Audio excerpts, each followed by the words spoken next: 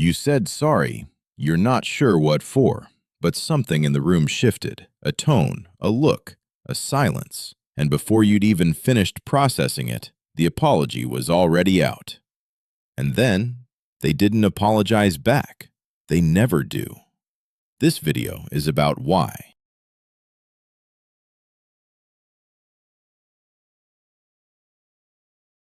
Most people frame this as a personality flaw, being too sensitive, too soft, too conflict-averse. They tell themselves to just stop apologizing so much, grow a backbone, set boundaries. And it doesn't work. Not because they're weak, because they're asking the wrong question.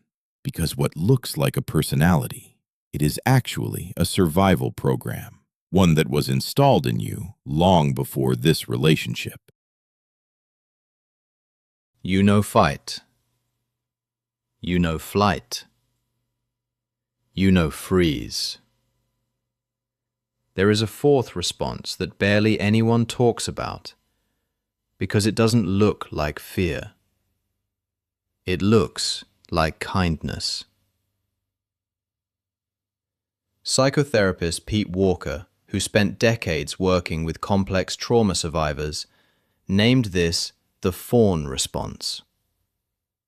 Walker describes it as a response to a threat by becoming more appealing to the threat, not fighting it, not fleeing it, not going still and waiting for it to pass, but becoming what the threat needs you to be. Here is how it develops. Imagine a child, young enough that the people who care for them are their entire world, their safety, their food, their understanding of whether they are worth loving. That child learns quickly that protesting the situation makes it worse, that expressing their authentic emotions, sadness, fear, anger, triggers something more frightening than the original threat. So they learn a different strategy. Make yourself useful. Make yourself agreeable. Make yourself small enough not to be a problem.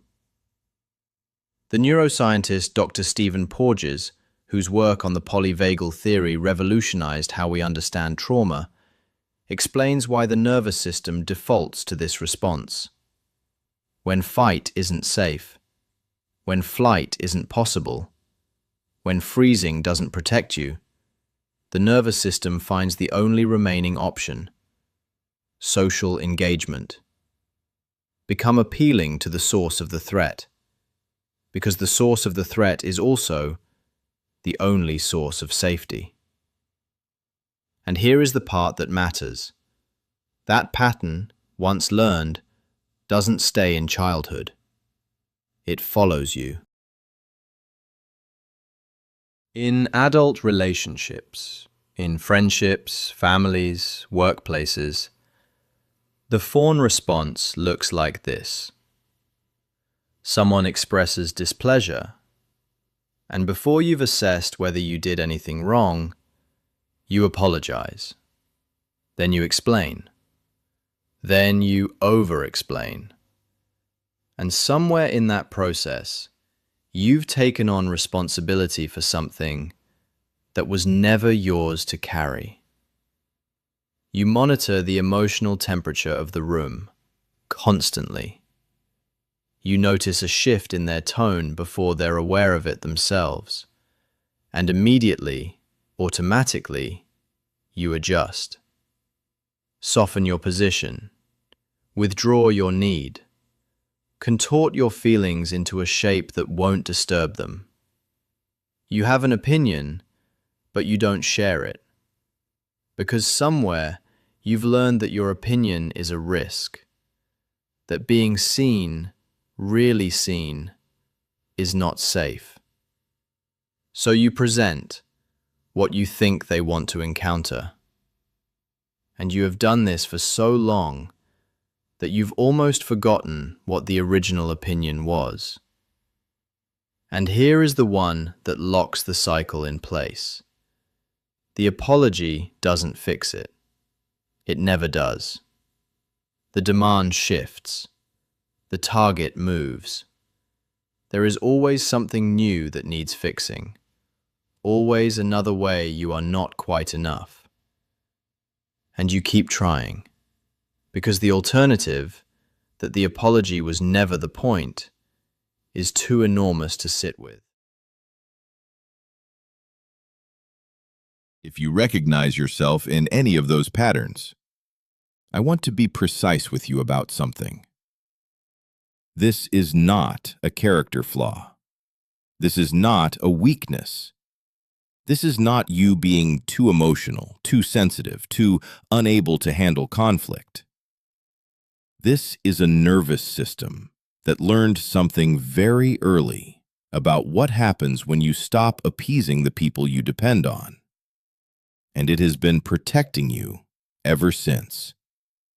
The problem is that the protection is no longer necessary.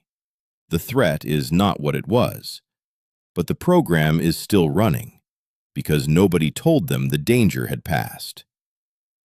Dr. Ingrid Clayton, a psychologist who has researched fawning extensively, says it plainly.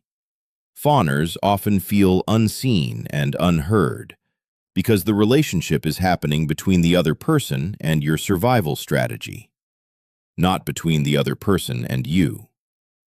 You've been in a relationship with yourself absent from it. Here is what I want you to leave with. The apologies were not the problem. The apologies were the solution to a problem that existed long before this person did. You were not weak. You were not a pushover. You were adapting with the intelligence of a child to conditions you didn't choose and couldn't change. It wasn't kindness. It was survival. And survival is something to be honored, not repeated.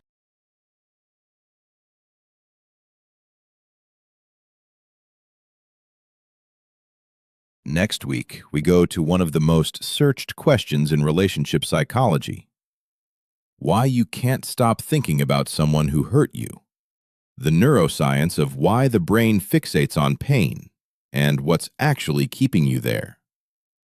If this video explained something you've been living, share it with someone who needs to hear it, the person you're thinking of right now.